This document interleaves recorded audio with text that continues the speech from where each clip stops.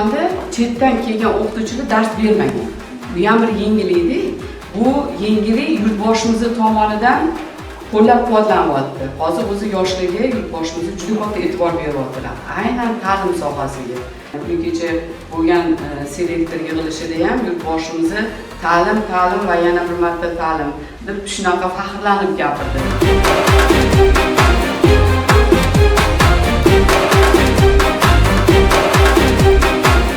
2025-2026 yildan boshlab Toshkent tajribasi va Language for the Future, ya'ni tarjimasida kelajak uchun xorijiy til loyihasi joriy qilindi. Bizda bu juda ham bizga yoshlar uchun, nafaqat ta'lim uchun, bizning kelajagimiz uchun ham juda ham katta imtiyozini beryapti.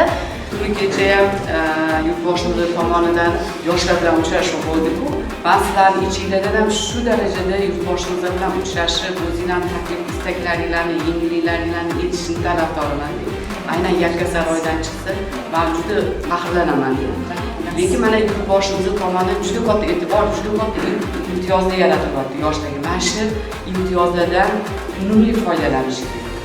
Hammalarga kelajakda o'sha o'zingizlarning o'ylagan reja planlarga erishib, undan ham yuqori cho'qqilarga chiqishinglarni tarafdorimiz. Hammalarga katta rahmat.